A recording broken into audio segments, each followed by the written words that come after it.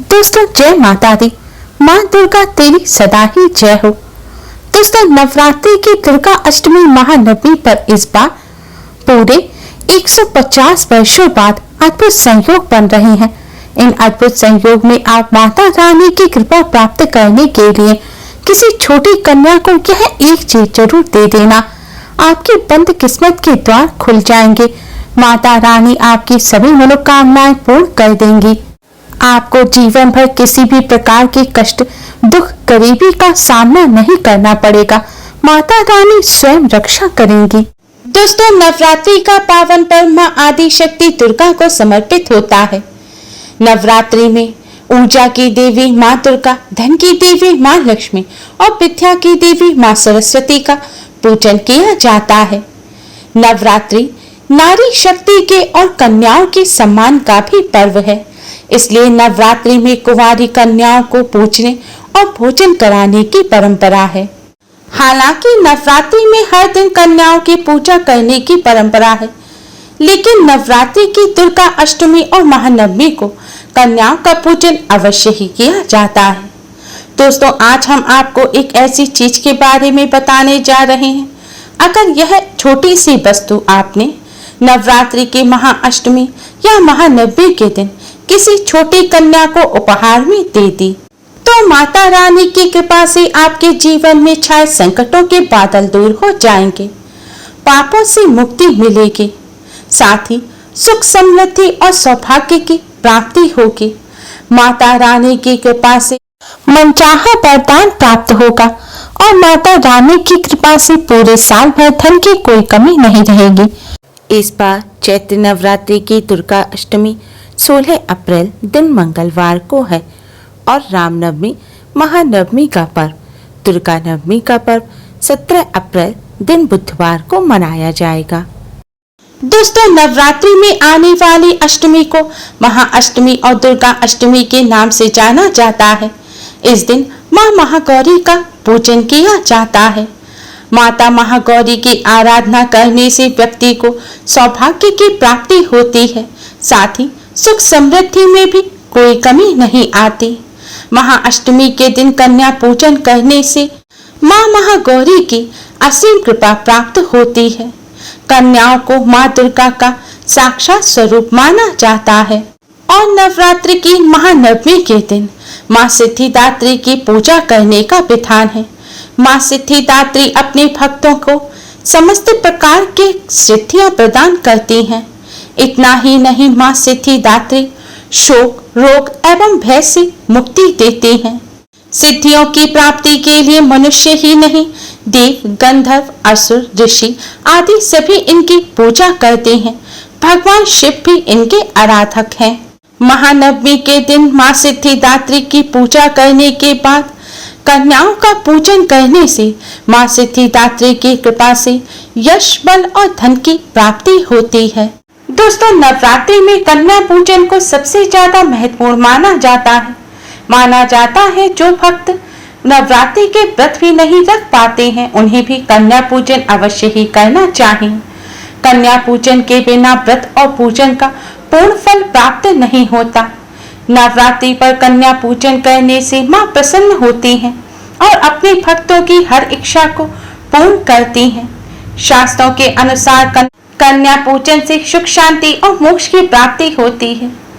जो भी भक्त माँ की कृपा प्राप्त करना चाहते हैं उन्हें नवरात्रि की अष्टमी और नवमी पर कन्या पूजन अवश्य ही करना चाहिए।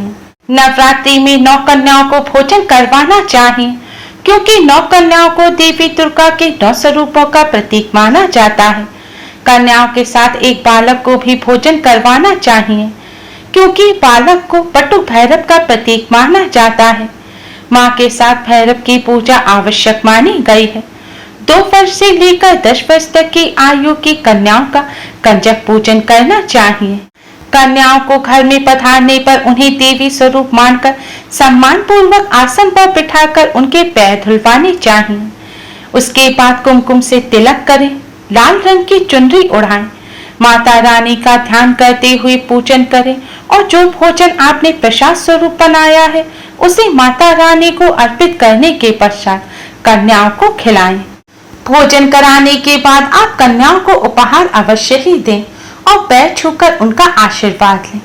दोस्तों, अगर आप किसी कारणवश कन्या पूजन नहीं कर पा रहे हैं तो भी आप नवरात्रि में किसी कन्या को यह एक छोटी सी चीज अवश्य ही दे दें।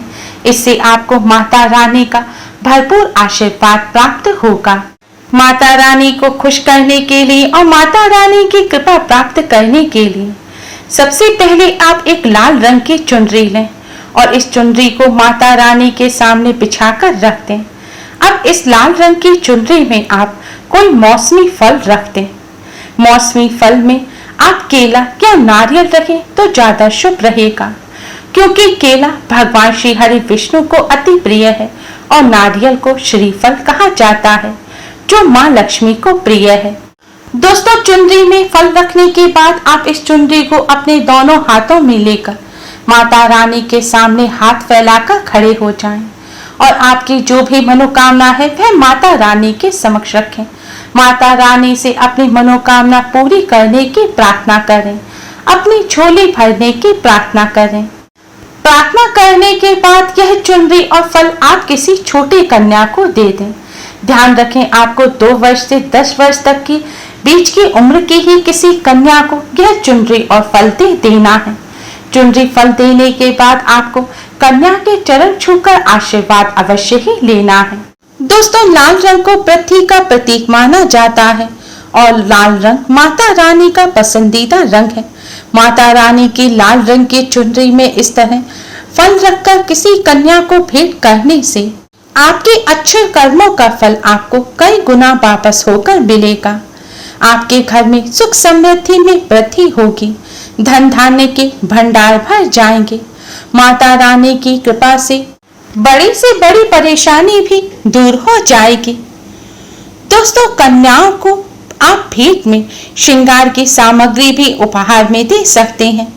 यह श्रृंगार की सामग्री सबसे पहले माता रानी को अर्पित करनी चाहिए। उसके बाद छोटी छोटी कन्याओं में बांट देनी चाहिए। मान्यता है, कन्याओं द्वारा ग्रहण की गई श्रृंगार की सामग्री सीधे माता रानी द्वारा स्वीकार कर ली जाती है। सुहागन महिलाओं को अखंड सौभाग्य के लिए माता रानी को सुहाग की सामग्री अर्पित करने के बाद कन्याओं को अवश्य ही वह सामग्री भेंट में देनी चाहिए।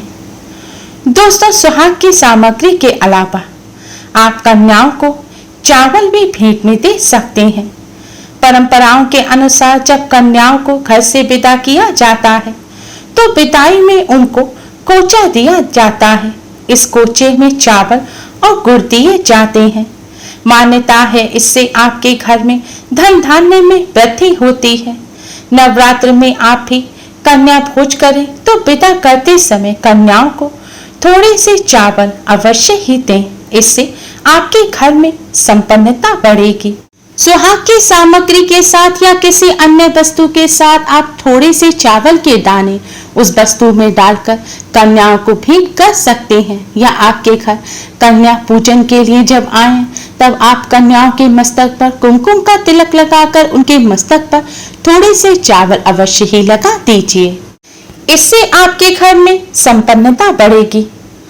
दोस्तों, नवरात्र में कन्याओं को विदा करते समय उन्हें दक्षिणा के स्वरूप कुछ रुपए पैसे भी जरूर देने चाहिए। ऐसा करने से माँ लक्ष्मी आप पर प्रसन्न होंगी और आपके भंडार भर देंगी। आप अपने सामर्थ्यानुसार जितनी भी आपकी इच्छा हो 11, 21, 51, 101 या ज्यादा आप कितने भी रुपए दे सकते हैं।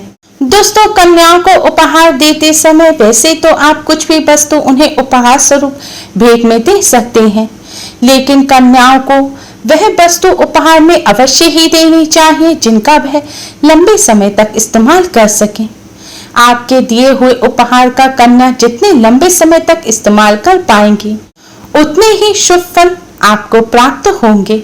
इसलिए आप कन्याओं को उपहार में शिक्षण की सामग्री, किताब, पेन, पेंसिल आदि भी दे सकते हैं।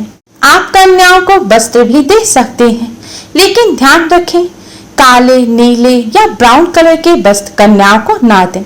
कन्याओं को हमेशा शुभ रंग के ही वस्त्र दें। दोस्तों, कन्याओं को कुछ भी उपहार देते समय आप कन्याओं को माता रानी का स्वरूप मानकर ही उपहार दें और उपहार देने के बाद कन्याओं के चरण अवश्य ही छुएं और उनसे आशीर्वाद लें। इससे आपको माता रानी की कृपा प्राप्त होगी और हर परेशानी से छुटकारा मिल जाएगा।